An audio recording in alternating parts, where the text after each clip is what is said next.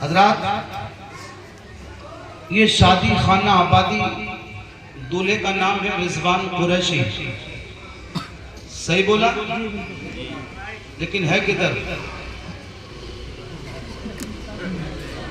رضوان قریشی نہیں، باراتی تو ہیں، دولہا نظر ہی نہیں آ رہا ہے.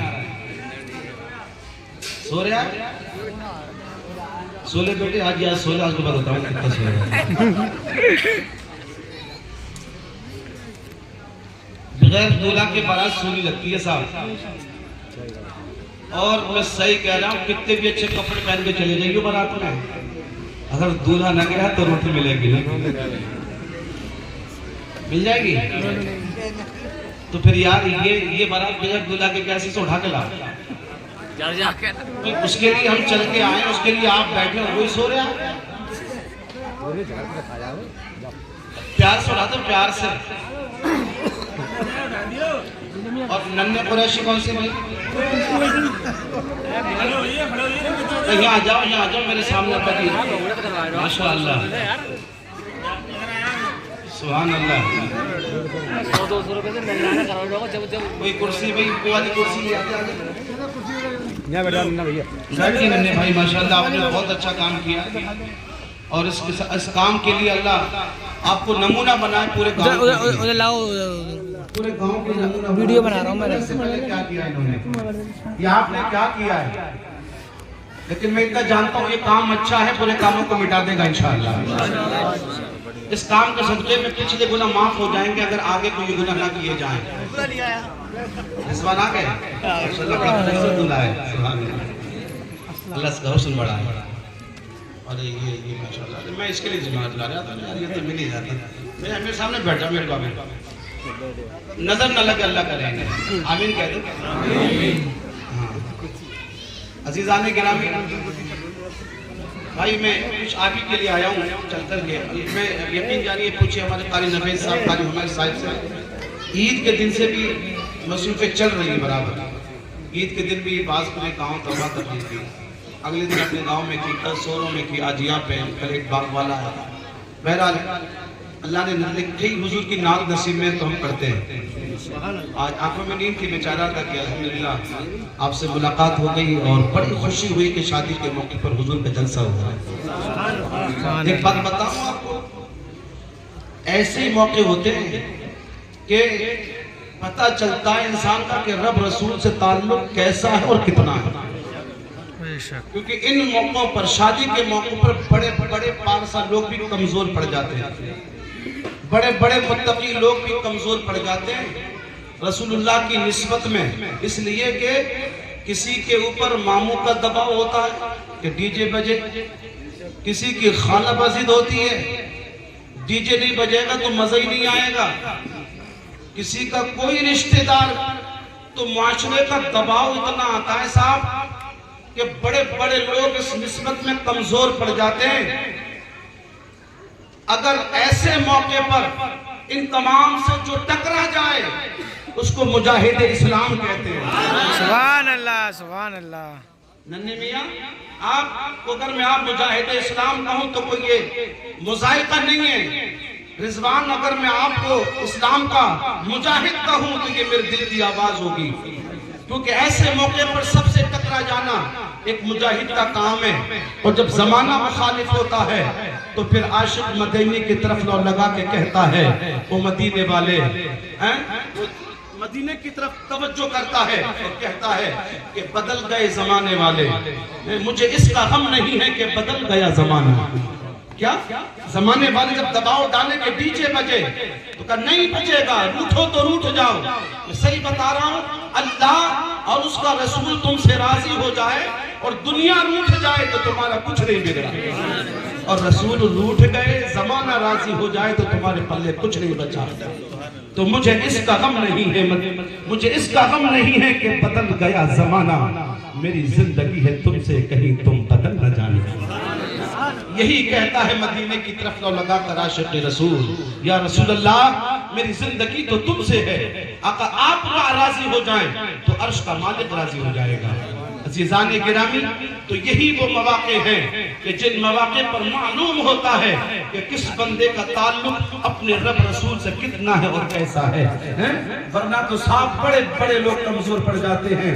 وہ ہمارا یہاں کا ایک بادشاہ گزرا ہے مغل خاندان کا، ظفر نام کا، شاہ ظفر بادشاہ ہے نا، تو اس نے شعر کہا تھا کہ ظفر آدمی اس کو نہ جانیے گا، ظفر آدمی اس کو نہ جانیے گا، وہ کتنا ہی صاحب فہم و ذکا، یعنی کتنا ہی عقل مند کیوں نہ ہو، کتنا ہی ہوشیار کیوں نہ ہو، اسے مسلمان تو دور کی بات ہے، اسے انسان بھی مت کہنا۔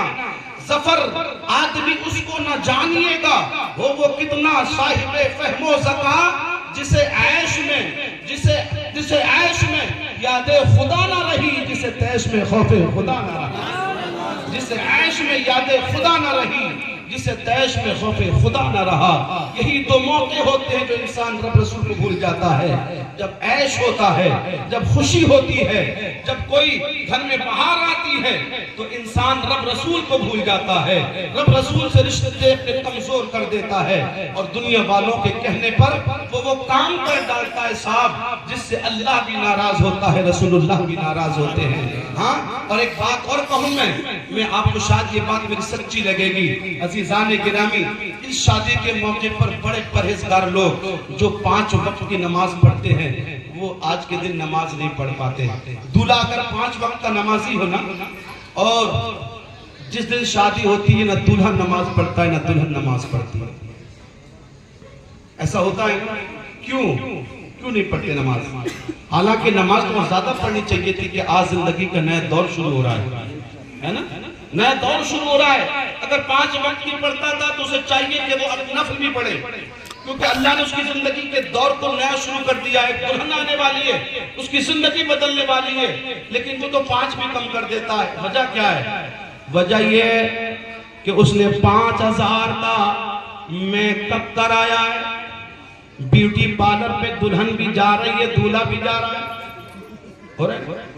میں تو نکاح نہیں پڑھاتا ہوں، ہمارے مولانا نزاکت صاحب ان کے ساتھ نکاح پڑھانے چلے گئے پانسو کے لوج میں، صاحب 12 بج گئے، تو لڑکی کے چچا کو پکڑا، مولانا صاحب نے پوچھا کہ بھائی بابو بھائی وہ نکاح کے بجے ہو کر رات بہت ہو گئی، سردی کی رات، فروری کی بات تھی، تو بولے مولانا تھوڑی دیر انتظار کر لو۔ کیوں؟ کہ لڑکی نہ آئی ہے ابھی۔ کہ کہاں گئی ہے لڑکی؟ بیوٹی پارلر گئی ہے۔ کہاں گئی ہے؟ Beauty parlour. اور میں نے سنا ہے کہ 10,000 20,000 بیوٹی پارلر پہ لوگ میک اپ میں دے دیتے ہیں، اور شہروں کا حال تو برا، 1 لاکھ روپے۔ لڑکا بھی بیوٹی پارلر جا رہا ہے، لڑکی بھی بیوٹی پارلر جا رہی ہے۔ اب کیا وہ پاگل ہیں جو نماز پڑھیں گے؟ نماز پڑھنے کے لیے وضو ضروری، اور جب وضو کریں گے تو 20,000 کا میک اپ اتر جائے گا، میک اپ چھڑ جائے گا، وہ تو 20,000 خرچ کر کے آیا ہے۔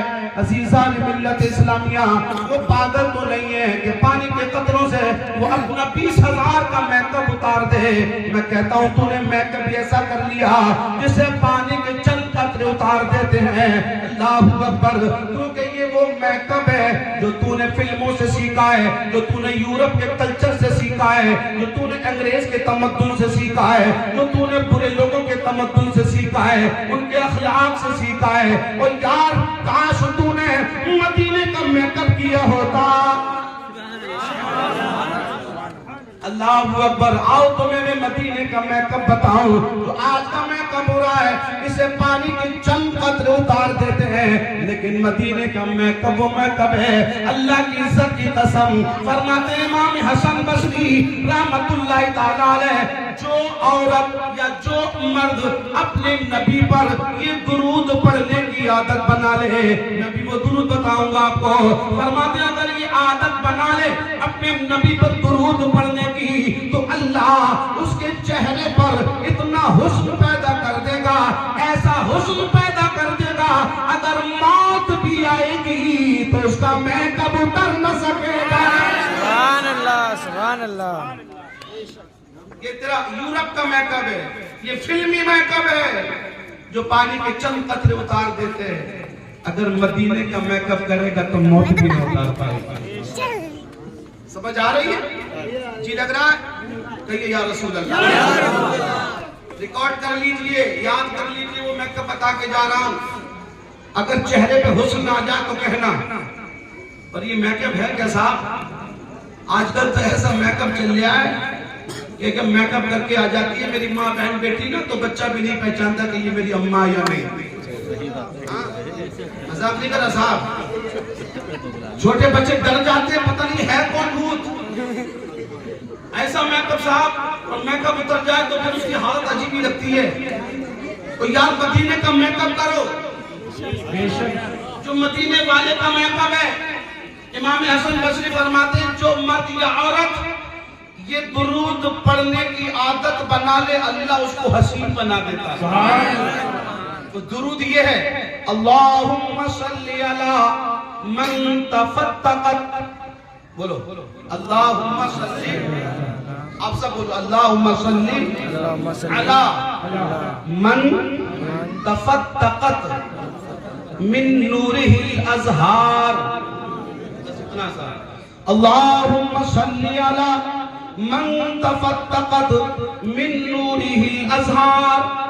اس کا مطلب یہ, اللہ درود و سلام ہو اس نبی پر جس کے حسن سے بھیک مانگ کر چمن میں پھول کھلتے, جس کے نور کی بھیک مانگ کر باغ میں پھول کھلتے. اللہ اس نبی پر درود ہو. امام حسن بصری فرماتے ہیں جو بندہ یہ درود پڑھنے کی عادت بنا لے اللہ اس کے چہرے پر ایسا حسن عطا کرے گا, اگر موت بھی آ جائے گی تو چہرے کا حسن زائل نہیں ہو سکتا. سمجھ آ رہی ہے؟ اچھا ایک بات اور, یہ تو دولہا دلہن کی بات ہو گئی صاحب جو میک اپ اتر جاتا ہے. بہت سے ہمارے بزرگ بھی نماز نہیں پڑھتے شادی والے دن, کیونکہ وہ کلف کا کرتا پہن کے جاتے ہیں صاحب. ان کا کرتا اکڑتا ہے, وہ کلف لگا کر کے ماڑ لگا کر کے پہنتے ہیں. اگر ہم وہ وضو کریں گے تو ظاہر سی بات ہے اس میں سلبٹیں پڑ جائیں گی. کیا پڑ جائیں گی؟ سلبٹیں پڑ جائیں گی, اس لیے وضو نہیں کرتے.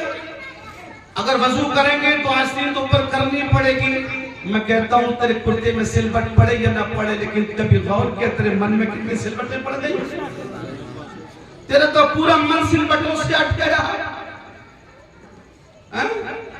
غور کرو تو پورا سلبٹوں سے من اٹھا ہوا ہے.